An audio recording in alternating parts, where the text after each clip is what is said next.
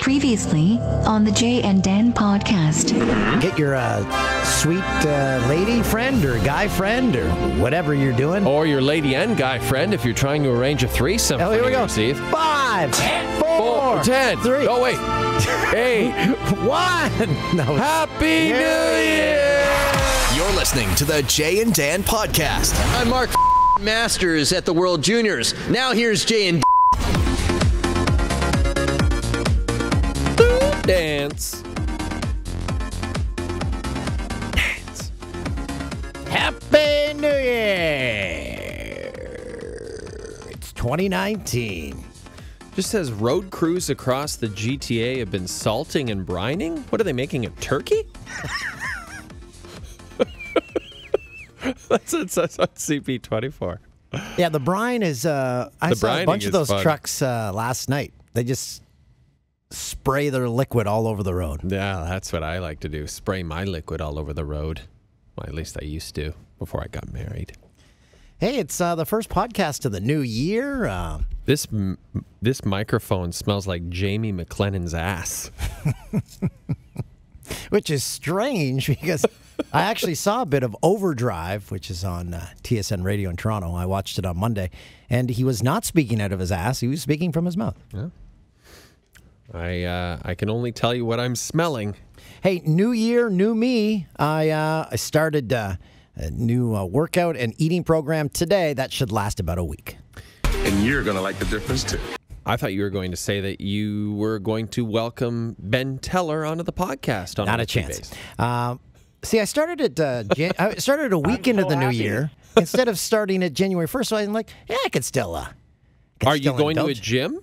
No, I do it at home. Oh, okay. Because I was going to say, then you avoid being that guy who is at the gym like Jan 2. Oh, no. Because if I went to a gym, I have every excuse never to go. I'm like, I got to drive. Nah. But don't you think that but then you're paying to join the gym, so then you've put money down. So you do have a bit of incentive to go. Yeah, but at home, I at home, you can just sit there and you have so many distractions. That's why I could never study at home when I was going to university, because I was like, I'll just watch TV. But I just put the TV on and watch some shows and do this stupid workout. That's what I mean. Like, then I would just watch the TV. I wouldn't do my workout. Here's the problem with eating healthy. You're always hungry. Yeah, you're not getting a lot of carbs. Like, I just want to... What did you have for dinner tonight? It was ground beef, sweet potatoes, spinach, all mixed together in this little kind of like a goulash kind of thing. I'm starving. That sounds... Where is the banana hot dog? That sounds like something a college student would put together. Hey, out of desperation. It's from the Danica Patrick menu. Oh, God. I know. Well, she looks great. So. She does. And if you want to look exactly like Danica Patrick, then you're on your way, my friend. I heard an ad on the way here on the radio for that KFC, that insanely disgusting KFC bowl that starts with a layer of mashed potatoes, then gravy, then niblets of corn, then chunks of chicken, fired up. and cheese on top. Like, who the came up with that? Did they all get stoned? Yes. At the KFC office? They're like, here's what we do. We throw it all in one bowl, and we market it. They will eat that up. How many chefs have come up with creations when they're baked? Yeah, and they're at home, and they're like, well, I got this in the fridge, I got this, and then I got that. Oh, well, this is pretty damn good. It's a great question. I think that's David Chang's entire repertoire, him being stoned and throwing weird things together. Cereal milk? Everyone would want that, right? It's delicious. And it is. How was your winter break, your holiday break? Dan, thank you for asking. It was terrific, except for one small problem. I contracted a pretty serious, I don't know if you call it a disease, more like an ailment. Not sexually transmitted, so I just want to rule that out right now. But I think to better help the podcast listeners understand what I'm dealing with, we should go to our good friend and former Fox colleague, Terry Bradshaw, to explain exactly what I am dealing with over the course of the holidays and continuing to deal with right now. Terry Bradshaw? What a surprise. You know what else is a surprise? Shingles. And I can hit you out of nowhere. I know. I had it. That's why I'm here. Come on. Let's sit down and talk about it. And did you know that 1 in 3 people will get shingles? I didn't know that. I did. He's on TV saying it. But have you done anything? No. That's why I'm reminding people like you to ask your doctor or pharmacist about your risk of getting shingles. Because if you had chicken pox, then the shingles virus is already inside you. Ooh. Who's had chicken pox? Scoot over. Me too. When I got shingles, I had this ugly band of blisters. And look, that nasty rash can pop up anywhere, and the pain can be even worse than it looks. So talk to your doctor or pharmacist. We all in? Yes! Good, because if not, we're going to watch highlights of my career. 12 hours straight. I know. Talk about pain. Seriously now, talk to your doctor or pharmacist today about a vaccine that can help prevent shingles. Yeah, I should have done that because I got them. So they're under control, though. Yeah, I'm taking the... it's weird because you take the Valtrex, which is the herpes drug. Okay. And but it's not herpes, as Terry explained. It's the chicken pox. If you had the chicken pox, then you can get shingles. The people used to get it way older, but my doctor said that people are getting it younger and younger now. I had it at the youngest ever. You said you had it when you were in grade 6. Yeah, I tell everyone. But that you now. didn't have chicken pox. So how's that possible? No idea. I don't know. I was just. We need a doctor to call in and explain that to us. Everyone is baffled. Are you now sure when you I tell didn't them. have chicken pox? Oh no, I had shingles, and it looked like I was turning into another human. Like I had fungus, and it only goes on one side of you. Yeah. My mom told me this story the other day. I'm like, I mentioned how you had shingles, and she's like, "Oh, I still remember when you had them. I was working in the garden, and you came out and you fell to the ground and said, I can't take it anymore.' Oh yeah. Because it felt like someone had 500 surgical needles in their hand, and they're just poof, putting that into your skin. Yeah, that's exactly what it felt like. I didn't understand it. I thought I had pulled a muscle, and then the pain kept jumping all over my body. And I was like, well, are all my muscles pulled? Jumpy pain. And then finally, my wife, I had my shirt off in front of her. Oh, yeah. Tell me more. Just stripped down. And My wife. And my wife was like... She's like, what the? She's like, what's that on your skin? And it was like, like a rash. And then she's like, turn around. She's like, what's that on your back? I'm like, I don't know. She's like, I think you have... And then, of course, she jumps right online because she's a millennial, WebMD. She's like, I think you have shingles. This is some hot foreplay. Oh, yeah. And then we... Like, yeah, the shingles out of me. The shingles out of me right now. She's like, all right. Yeah, I'll WebMD this.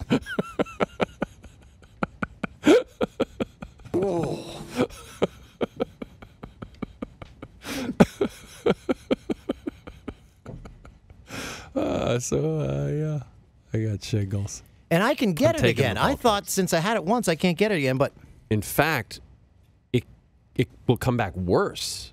I was told, unless I get this vaccine, so I have to wait until this goes away. I'm popping Tylenol and Motrin like they're Tic Tacs to keep the pain away. Because that's the problem. The Valtrex shrinks the bumps, but it doesn't keep the pain away. So if I forget to take those pills, all of a sudden I'm like, oh, God. Yeah. What the is going on? And then I go, oh, I forgot to take my pills. I feel like an old person, but I also kind of like it. Now, the clip you just played of Terry Bradshaw. Yeah. He is a former colleague of ours. That's He's right. a professional athlete. He's a Hall of Famer. He's still a broadcaster. Hollywood actor in the Cannonball Run. He was great in that. So we funny. wanted to play just this one portion of that commercial on our show. This portion here. That nasty rash can pop up anywhere. Not that one. But that one's hilarious. Can we hear that one again? The initial one, Can we hear stop. that one again? That nasty rash can pop up anywhere. The first one is the one. Here it is. Stop. Terry Bradshaw? What a surprise. You know what else is a surprise? Shingles. And hi. So we just wanted to play Shingles. that because it's topical, because it's happening to you. He's an He's I've already described everything that he was to us. Yeah. And to you as a listener. Or He a was viewer. super, everything you would imagine he would be, just like a gentleman, super kind. And our show is weird. We do stuff like that all the time. So we mention it to producer Tim, thinking, okay, yeah, we'll just do this in one of the chat blocks. He lost it. Yeah, he really did. He went mental. He actually was. I was told that after we brought that up with him, that he shot it down. That he was like visibly angry, like seething, foaming at the mouth with anger. That we suggested that we play a Terry Bradshaw clip on the show. It was like we said, okay, tonight, can we get a clown on the show and he's going to masturbate onto the table? That's essentially the level of hostility he met our idea with. Now, having said that, I'd love to see a clown masturbate. I just realized I got to get the fridge. Actually, you don't. Yeah. I guess now is as good a time to tell. Oh, yeah. I just realized that. Coors Light is no longer a sponsor of the J10 podcast. Didn't you notice the new backdrop? See how the logo's changed a little bit? I don't look behind me. The mug still works, though. Well, that's why we've been crap. able. Yeah, you've got the mic. That's okay though. But that's why we're able to have our Timmy's coffees now. So long, Coors. No. Now let's clarify this. I'm kidding. Because they are still a sponsor of Jay and Dan. That's right. But they have shifted their resources to the television side of things. They love the side seats. We do the Coors side seats. If you haven't seen our television program, you're just a podcast listener. The side seats are a little interview segment we do. And they're comfy. Very comfy. And so we love having Coors on board. We love them sponsoring the pod. But I guess I'm glad you brought this up, Dan, because... inadvertently. Yeah, you didn't mean to, but sometimes these are called happy accidents. Because we, once again, almost this is like come full circle. Remember in the old days with Stoff and Mike Gentili? We were looking for a sponsor every week. Well, guess what, folks? We're looking for a new sponsor again. Mark's Work Warehouse. More than just great workwear. Hey, let's get those T-Max heat socks back in our lives, right? People still send me pictures of them at a Mark's. And that was years ago that we had Mark's as a sponsor. They still send me pictures of the T-Max Remember socks. we had the, was it the president of Mark's or the vice president of Mark's, his entire family? It was here in this studio right here. Yeah. And they were here, and I remember thinking, man, this is going to be a long and fruitful relationship. And then they dropped us about a week after that. Yeah. Someone new took over like the advertising campaign, and they're like, yeah, it's not. But we don't hold grudges, No. Mark's Work Warehouse. And by the way, Mark's is owned by what, like Canadian Tire, Sport Check, Mark's. They're all owned Canadian by the, Tire right? needs to get on board here. Yeah, they're all part of the same company. There's no reason why we shouldn't be a part of that group, a partner, if you will. I love that. I go to idea. Canadian Tire like 3 times a week. We, my daughter and I, she calls it Canadian Tires. We go to Canadian Tires all the time, because they have a great toy section. Toys? Boom. Sleds? Boom. Hockey skates? Yeah. Casserole dish? Sure. You want a lamp? Yep. Tires? Okay. Kitty litter? Yes. Condoms? I don't know if they have those. Sorry, I may have overstepped. They got everything. Getting back to Tim, though, we still haven't figured out why he was so mad. I know why. Dan, I know why. Because you and I, our time at Fox was a joy. We loved it. We had a great time. We kind of celebrate it. If we can mine comedy out of it, we will absolutely do that. Tim, I think, has bitter feelings about it and doesn't want to showcase anything that we did there here. Like, for example, and we've talked about it on the podcast, Bobby Lee, the comedian Bobby Lee from Mad TV. We did an interview with him. He's famous for dropping his pants. He dropped his pants during the interview. He had no underwear on. His penis was exposed. And he was talking to you about you had a soft, smooth skin. I think he was very intrigued by you as a man. It was barely visible, his penis. It was a very small penis, like a button in a forest of pubes, I think I described it. Yeah. It never aired, never made it to air. I have a copy of it. I'd like to air it on our show now. Blurred out, of course. On the podcast or the TV show? The TV show. We could definitely air it on the podcast. Okay. But it won't quite have the same effect because I'm just describing it to you. We need to see Bobby Lee half nude, blurred out the genitalia. But Tim will have none of it. Tim will not allow that to happen. Now, who wouldn't want to see Bobby Lee's tiny penis on national television? Can't believe I'm going to say this, but in Tim's defense, Terry Bradshaw, he at least had a sports connection. The nudity of Bobby Lee now, I think. Shingles. We'd get in trouble for that, maybe. Bobby Lee might have shingles. And if we see bumps, then we can diagnose it. Next week, can we air that interview on this podcast? Absolutely we can. Yeah, absolutely we can. Speaking of penises, I have an update. On Tubesy. What could get up that hole? Tell me more. A good friend of the podcast, Tubesy, is a friend of ours that his pee hole started to shrink. He had surgery. He came on the podcast, detailed how he had to get a tube put into his penis to enlarge the pee hole, and then he had to put like an ice pick down that hole every day for like 5 months or something. Yikes. So he sent me, I woke up to a text from him this morning. It was the eggplant emoji and a thumbs up. I'm like, okay, let's see where this is going. Sounds like Toolsy's getting some. So I'm like, actually, how did I respond? I said, what? He said, Tubesy Jr. had a follow-up. He was scared. I said, okay, can you come on the podcast to discuss? He was busy. I said, well, send us a text. I'll read it. So here it is. It looked like the penis hole was closing in, and I started to stress hard. My OCD took over, and I kept telling myself that it was closing and that I was going to have another surgery. I booked a revisit with the doctor and had to wait 7 or 8 weeks. In the meantime, every time I took a shower or piss, I would stretch the hole open and try and look way down it. I get that. I think I would do that if he had had that surgery. If I had had that surgery, I would always try to stretch it whenever I got the chance. But look down it? I don't know if I'd look down it. But that didn't help. I started to stress harder, even to the point of tears. I even convinced myself that if they had to cut it off, then, well, enough said. Wow, point of tears. But you got really worked up. They would never have to cut it off. Well, maybe they would. Anyway, I saw the doctor today, and while I was in the waiting room, sweat was literally running down my body. Oh, man. Seeping through my clothes. When the doctor opened up the door and saw me, the first thing he said was, oh, no, it's closing up again. How bad is it? Anyway. Well, that's a doctor who remembers his patients. He pulled it out, looked at it, and said, look good, really good. Anyway. What, really good? Yeah. Anyway, I ran out of there hoping to never return.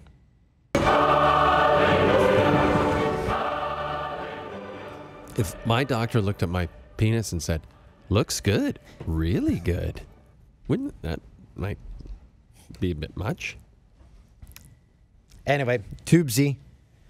I can't believe he was no wonder. I didn't hear from him for like 3 weeks. He was thinking of cutting off his nards. Yeah, so he was just lying there in bed or at home thinking of his penis being sawed off. Oh, we've all done it. We've all thought of that. We've all thought of sawing off our own peen. Speaking of which, if you've ever seen the series Room 104, it's on what's our streaming? Crave TV. It's in its second. Well, there's 2 seasons complete. Just gonna give you a sneak peek. That happens in one of the episodes. Dude cuts off his own wiener. I'm gonna leave it at that. But it is.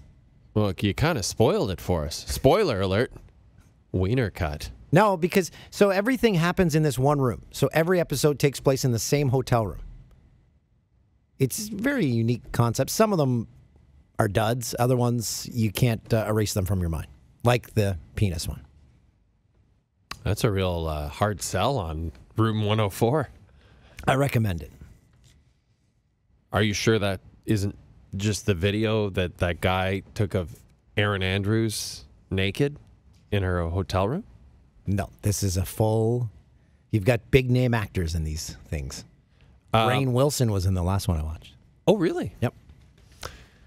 We wanted to... Christoph, you found something for us. So can we do a little Jay and Dan podcast news before we get to our guest today? Our guest today is Kristian Jack, TSN soccer analyst.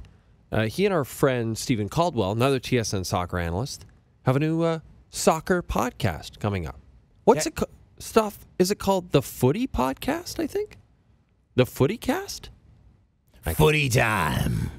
Caldwell's been on this podcast. He was really great. Really enjoyed having him on. So we wanted to have Kristian on. And he's a huge F1 fan, too. I want to talk to him about that. Yeah, I'd like to ask him how he ended up in this country. Just as, like Steven ended up here because he played for TFC. How the hell did Kristian? KJ's from Minnesota? That's the thing. Like, he's a UK guy. Oh, he's not. So, how did he end up here? I don't know. Okay. So, Staff, can you play this? You got a Spanish for this Jay and Dan podcast news. Do you want to do the intro? This is Jay and Dan podcast news.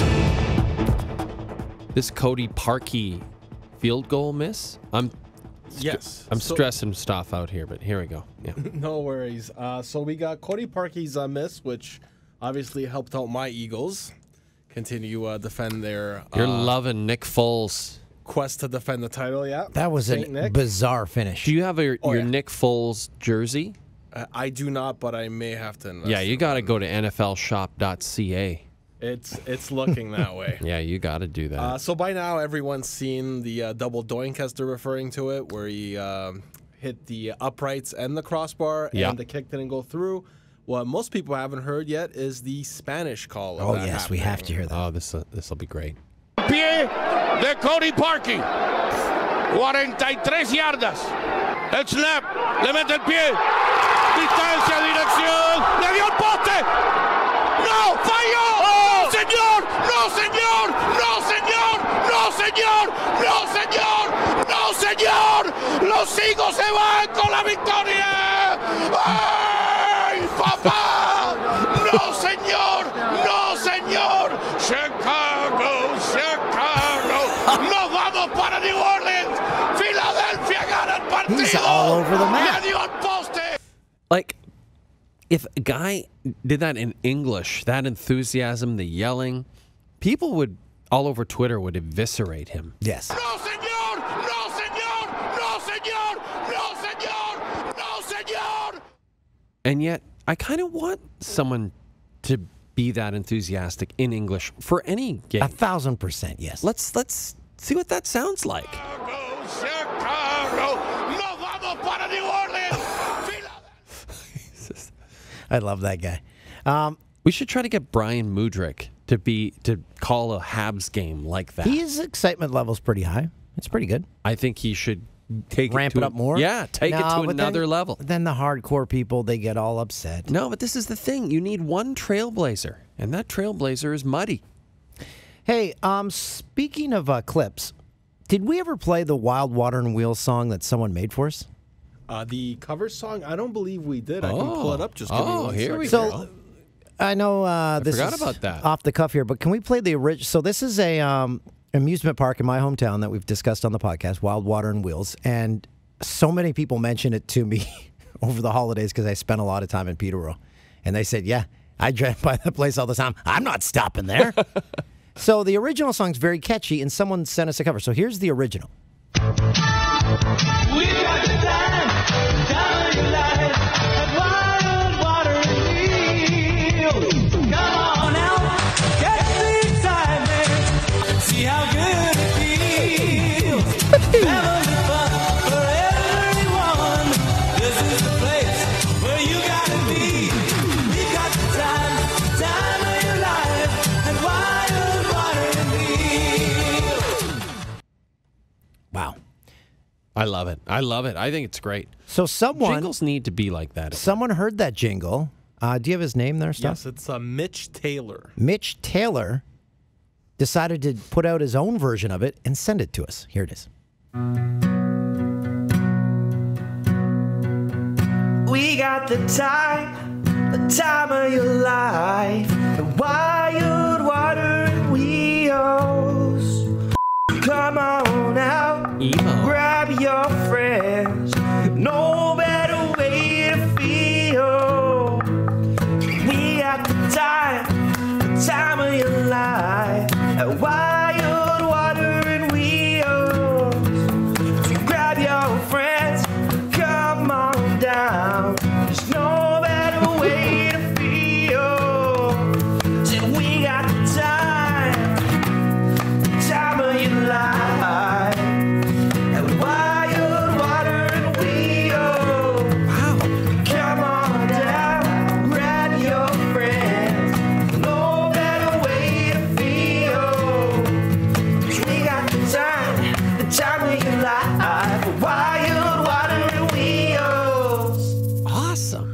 went to another level It there. at the started end. very emo and then really picked up. I love the harmonizing, the backup vocals. Brilliant. They should actually, Wildwater and Wheel should pay them to run that exact song as their new ad. We need, and this is in all honesty, to schedule something there this summer. We need to do a podcast, or we need to have a Jay and Dan podcast party there. I'm not committing to anything at Wildwater and Wheels. We'll bring a cardboard cutout of you. Yeah, if you get an iPad, I'll FaceTime in. So we will make a life-size dummy of you and Super David. So you're getting run over by the go-karts. You're falling off all the rides. That could be pretty funny. Oh, R.I.P. Super Dave. Yes. Man, he was super funny. I remember as a kid watching Bizarre. Did you watch Bizarre as a I sure kid? did, yeah. Yeah, on CTV, this network, or our network. And It was pretty risque. I was allowed to watch it. I don't know how. Yeah, I'm not sure how Sandra allowed you to do that. Kristian, Jack, did they get Super Dave over in the UK when you were growing up? I'm afraid not for me, no. Okay. But You had Benny Hill, though. we had lots of, look, I chose this great country of Canada over an outstanding country in the UK, but the one thing in the UK, they do have very good comedians. Yes, So that's true. They do. we are very blessed with a great sense of humor, and I have to say there's some great sense of humor over here as well. But I do miss my I do miss my English humor a little bit here in North America. You knew Mr. Bean before he was Mr. Bean. That's right, Rowan Atkinson, of course.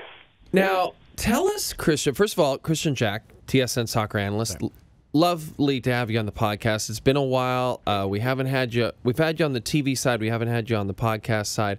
And the reason we wanted to have you on is tell us the big news. You and our friend Stephen Caldwell have announced some big news this week. Well, look, the reason I want to be on is just I like talking to you guys. Really. Yeah. But yeah, you give me the opportunity to plug the show as well. And look, let's be honest, the podcast is a little bit more fun sometimes to have a bit of a chat than the show, isn't it? So it's great to come on and have a good chat with you guys. And you're right, Stephen and I are we're going to do a podcast together, and it's something that's been in the works for a while. And, it's just one of those where you can take some constraints in terms of getting into detail about what you want to talk about. So as the game continues to grow and we continue to push it, heading obviously towards 2026 World Cup, we want to keep giving opportunity for people to consume more information and more of the game and be more interactive and talk to people and answer questions. So, you can give us a follow at Football Pod, and it's the KJ and Caldwell Football Podcast. It's episode 0 is out, and episode 1 will be next Monday. Please tell me that you're recording it in a pub over a pint. That would be nice, wouldn't it? That'd be nice. But you know what? We're going to have many pre-meetings in a pub over a pint, Dan. So we can definitely do that. But no, we're going to be recording it in some nice area where it's some some proper audio. It's going to be decent material. And but look, we'll be having plenty of barroom chat or pub chat around the table. That's the great thing about these kind of ventures. Now, you mentioned 2026, and obviously a lot of the talk about soccer in this country sort of leads up to that.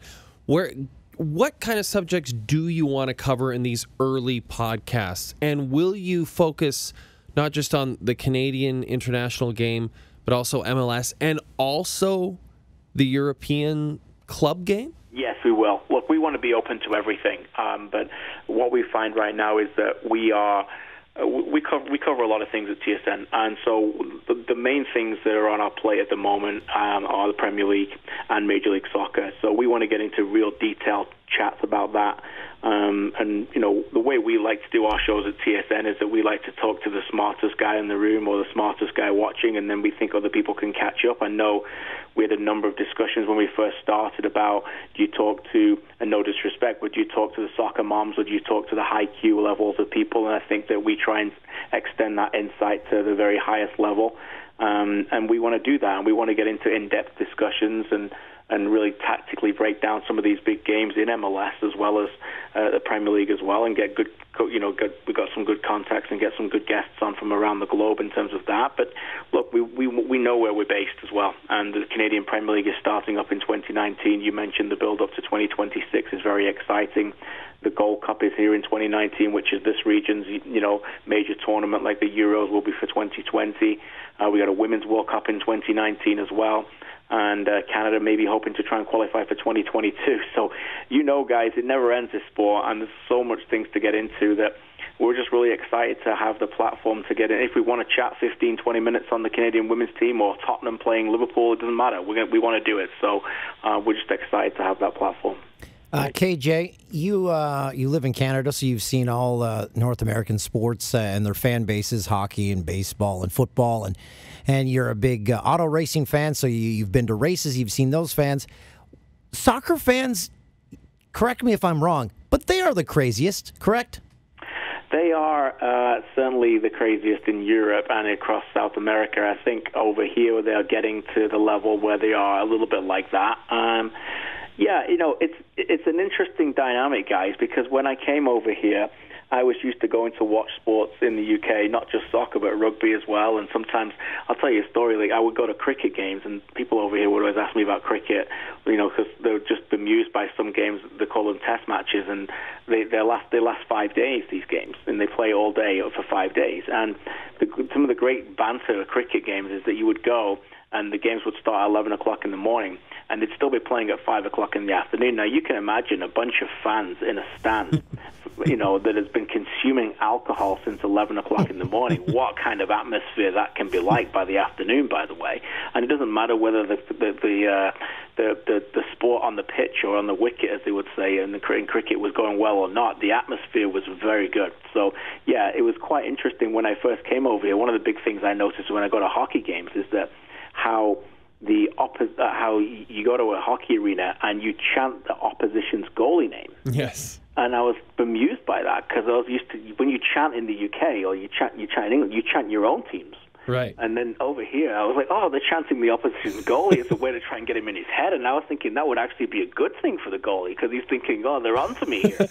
So, yeah, look, the fans in soccer they do get crazy. I'm sure you guys have probably saw all the stuff that was going on in Argentina recently in the Copa Libertadores final where, the craziness extended to actual violence and hooliganism, which is a real shame, but that's still going on in our game with the Boca Juniors River Plate game where it had to be moved to Madrid in order for it to complete it. So, yeah, sometimes for many people it is more important than life, which is a little scary. How are people still getting flares into soccer games?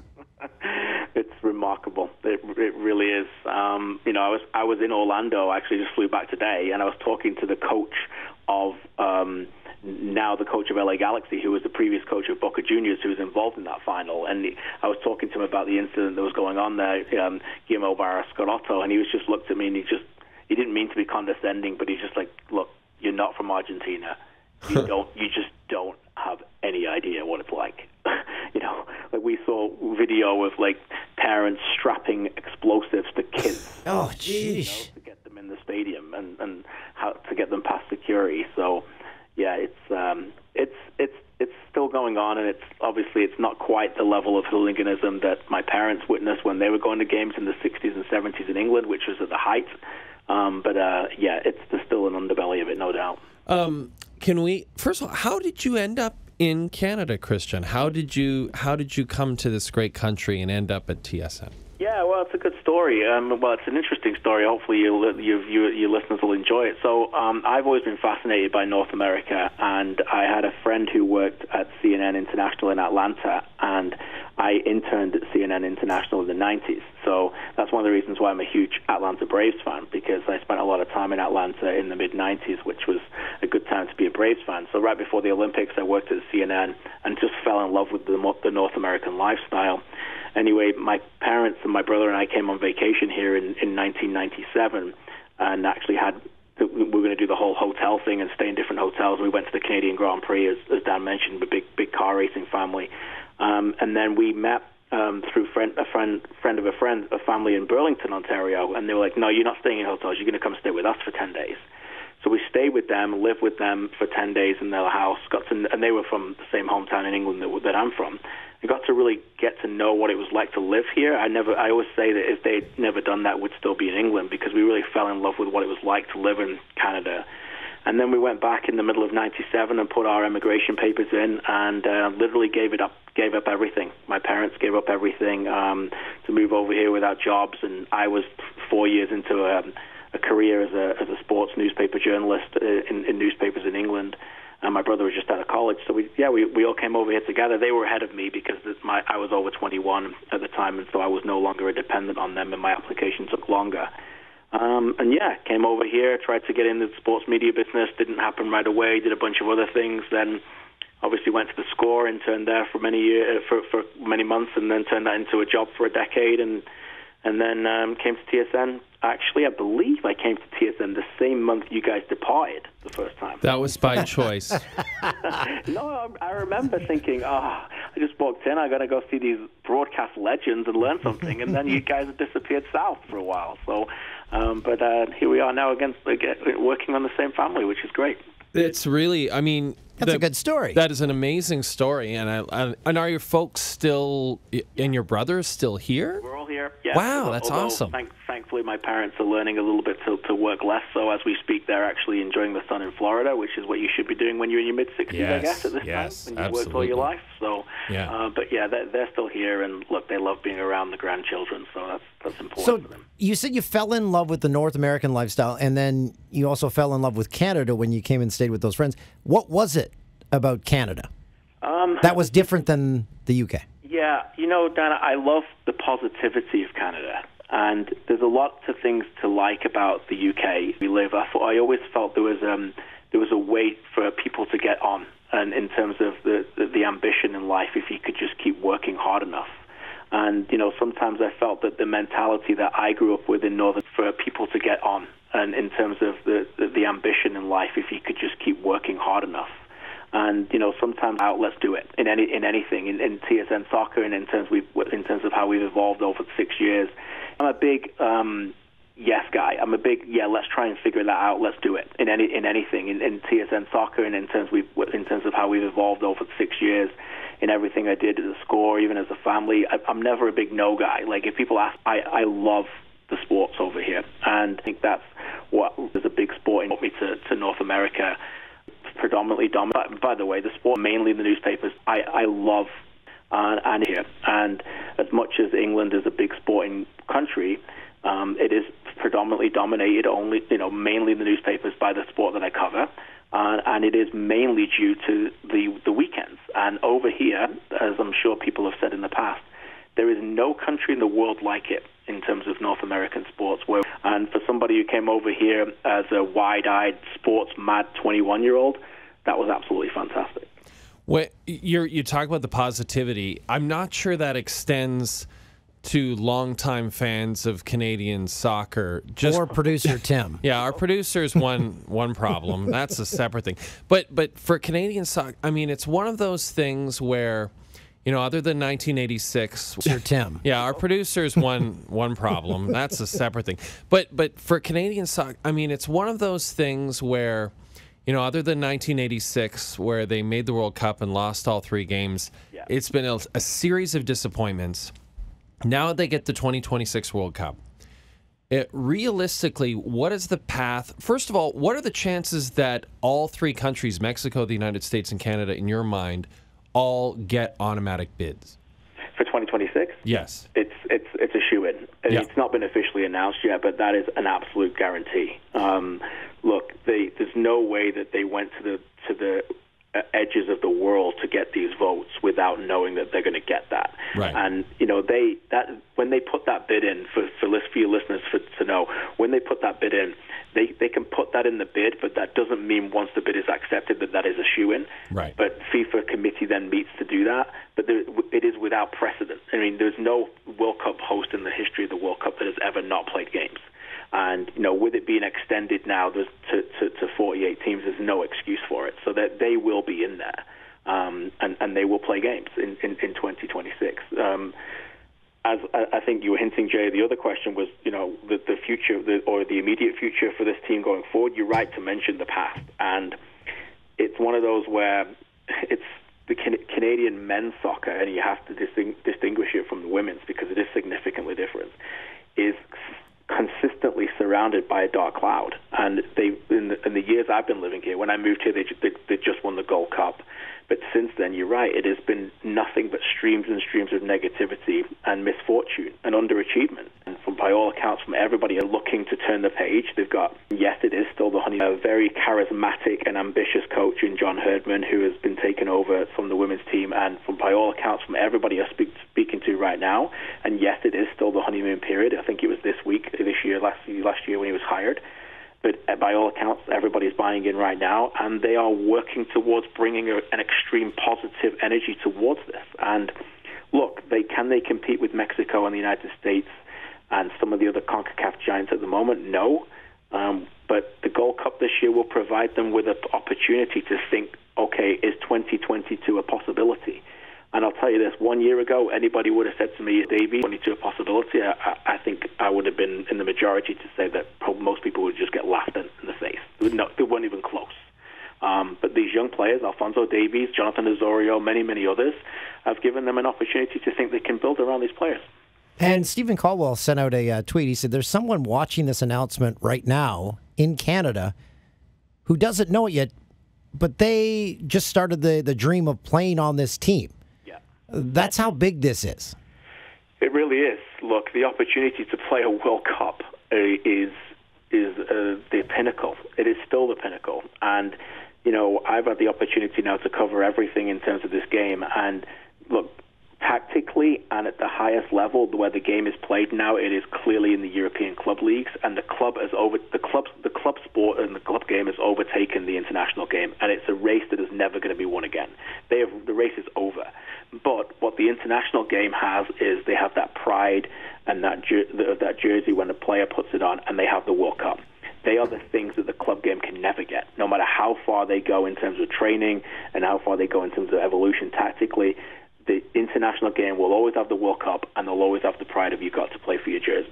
So, you know, the fact that, you know, that 2026 will present those opportunities for Canadian men to play in a home World Cup is era-defining. And, you know, we can only hope in our game that they can have a similar impact that I have witnessed in the 18 years here of what's happened to basketball. I was very fortunate to go to a number of Raptors games when I first came. I was a consumer of live sport. I was used to going to watch a lot of live sport in England at decent ticket prices. And I love sport, and I'll go as a fan still today.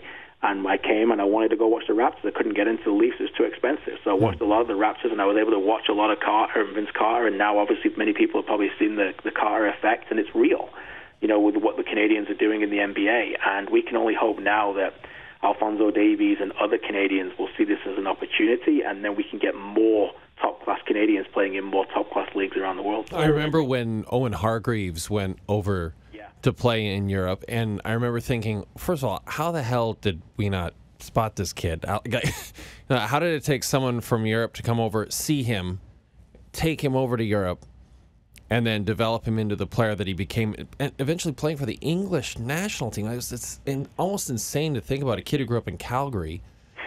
But then Alphonso Davies, I guess my worry about him, Kristian, is he goes to Bayern Munich, he becomes a naturalized German citizen. Don't worry. Don't worry. That can't happen. He's played for Canada in a competitive game. So that can't happen. How can this benefit, you know, younger players coming up? How will they be able to see him there playing for Bayern Munich, one of the biggest clubs in the world, easily the biggest club in the Bundesliga, and how will that translate to Canada becoming a better team as an international squad? Yeah, I mean, the great thing about where we are in media these days in 2019 is that, you know, Alphonso Davies he can be in social media, can be a star, you know, because people can access things that he's doing every day. You know, it wasn't that long ago when all three of us were working in the media, and the battle was, how do you get these people to watch you when those games are not going on?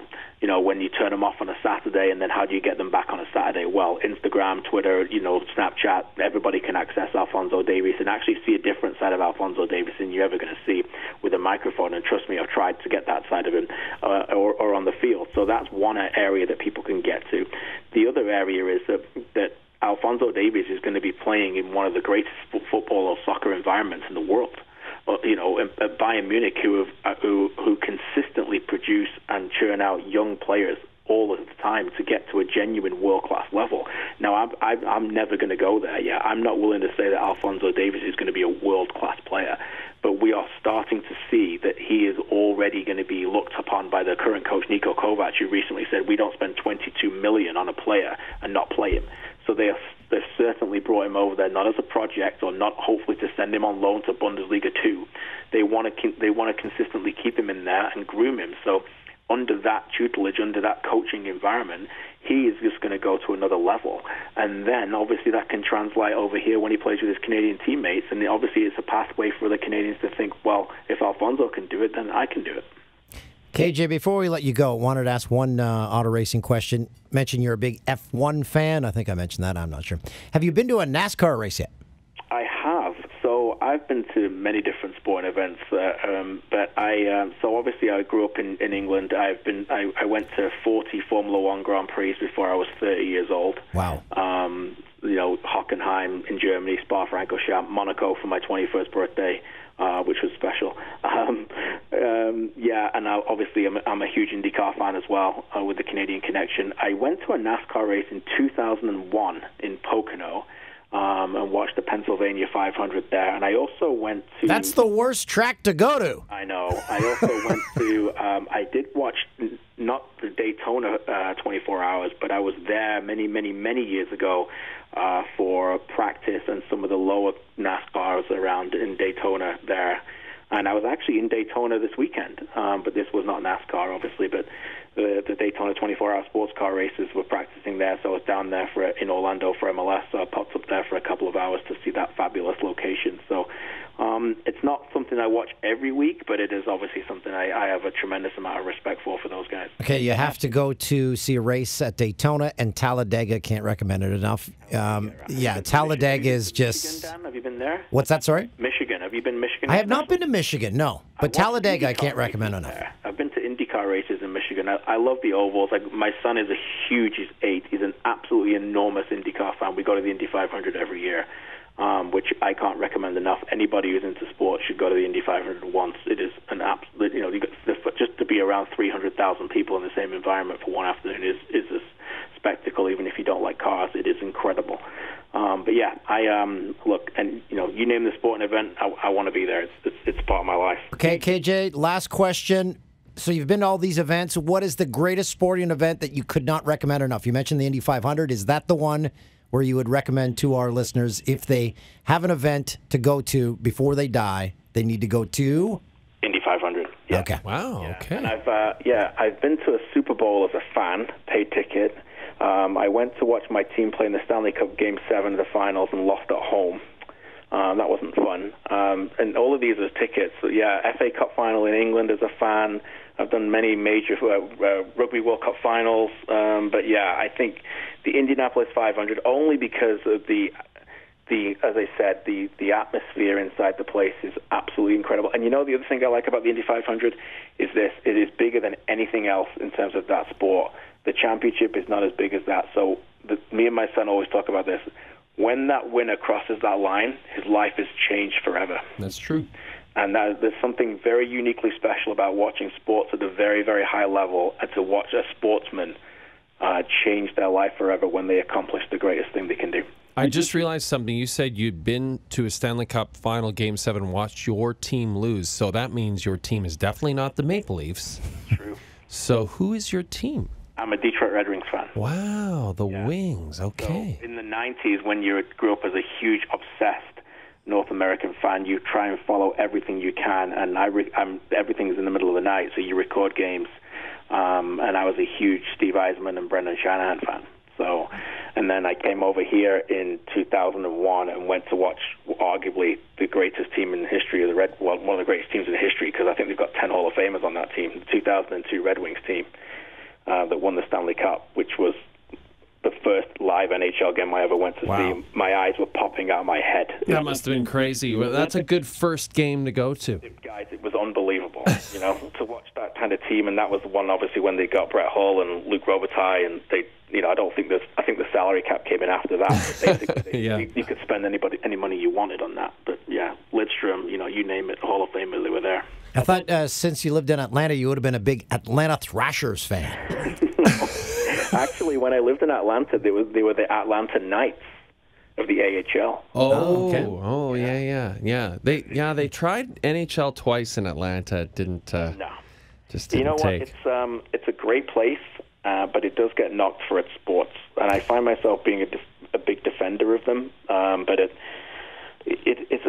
I mean, Atlanta United. I was there for the final. It is absolutely incredible how they have embraced that team.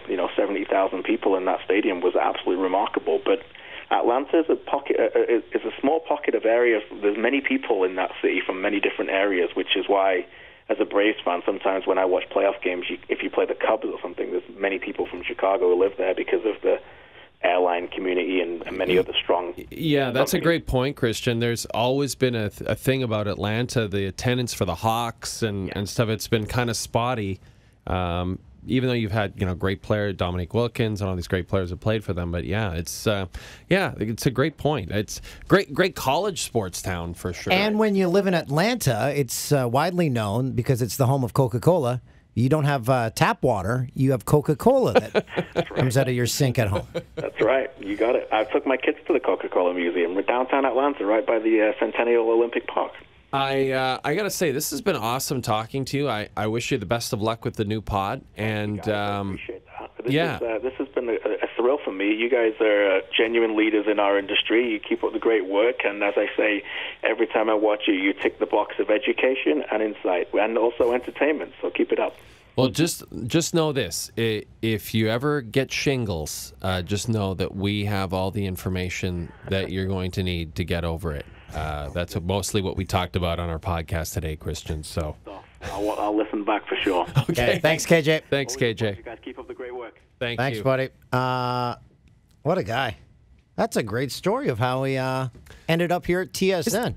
Isn't that how his family ended up in Canada? Just staying with a family. Like, can you imagine if the O'Tooles had gone over, maybe gone to Ireland, stayed with some relatives, stuck around for 10 days, and then your dad was just like, you know what? F it. I probably would if I went over there. You probably would. Yeah. So listen to his podcast. I was going to add something else. I forget what else that was. Oh, the amount of sporting events he's been to. It's Holy incredible. What was the Stoff? What was the Twitter handle again for Kristian and Steven's podcast? He's going to look it up right now. We're going to check it out. We're going to check it out so you guys can check it out too. Check it out. Yeah, check it out if you can. Any housekeeping to do? Oh, over the winter holidays, so I had a big weekend of theater and concerts. Went to see, this is the weekend before Christmas. Saw John McDermott, who, Leaf fans, you know him, he sings the anthem all the time. I don't know if he still does. But he is a massive fan of our show. And he invited me and my family to go to his Christmas concert at a church in downtown Toronto. Unreal. I was bawling at the end. I'm like, I made it through. And then he played Oh Holy Night at the end. And I'm like, you son of a Holy Night. Yeah. And here's the tip. If you go to a John McDermott concert, he's sitting on a stool, like singing his ballads. When he stands up, hold on to your hats. He's got pipes. Okay. I thought you were going to say that he was nude from the waist down or something. Saturday night, went to the Nutcracker, balled there too, because we go every year. And then Sunday, I can't recommend this enough. Charlie and the Chocolate Factory in Toronto. What a big budget production. You're like... It was... Everything you go to see, you're puddled of tears. I didn't cry. Oh, no, I cried with the standing ovation at the end for Willy Wonka. Because I'm like, oh, yeah, that must make him feel good. You're a very emotional man. You're like the Mark Messier of Canadian broadcasters. Promise, Mess, I wasn't going to do this. What's that handle for Kristian? So the Twitter handle is @afootballpod, and you can also head to afootballpodcast.com to get the pod. Perfect. I'm going to follow them right now @afootballpod. Oh, this has been fun. Look at this from the holiday break. Ooh, Tubesy. Yikes. That's a problem for you. Or is it? That's why. New year, new Dan. I'm not sure. Kind of figuring it's going to be the same old Dan. I'm eating a lot of I've eaten 3,000 walnuts today. Hey, we want that same old Dan. But maybe I saw Ben Teller asked about hobbies, and you suggested masturbating. Yeah, he said, I need a hobby to do. I'm like, that guy, more than anyone, just needs to sit at home and masturbate. Just spank it. Yeah. And he was looking for an affordable hobby. That doesn't get much more affordable than spanking it. I think I'm just a penis guy. Yeah, just spank that penis. Yeah. I'm getting text updates here from Orono, from around the region. It's, I guess, we're walking out into a show. Oh, really? Oh. Because it wasn't coming in. We had heard it was going to be a crazy No, they say it's snowstorm. like Armageddon. Oh, really? Well, good thing we're here, guys. And it's rain. It's not snow. It's rain. Oh, really? Yeah. Oh, that's bad. So is this the ice storm of 2019? Oh, well, we had a good run. And this could be the last We can have a sleepover. I can't wait to talk to the good folks from Mark's Work Warehouse, Canadian Tires, and Sport Check about coming on board with their T-Max heat socks. Or Wild Water and Wheels. Yeah, I don't think they have the ad budget for us. Guys, what's our ad budget? Wait, we're still open? Whoa, wait. Ad budget? How about just budget? We don't have one. Yeah. Thanks for listening, everyone. We'll chat with you. I think we're going to have a little hockey talk next week. A little puck talk. Because we haven't done that for a little while. I'd like to try. With Ed Belfour. Uncle Eddie will be on the show. Let's hope it goes well. No, he won't be here. What if we do? That's a guy you never see. What if we get him?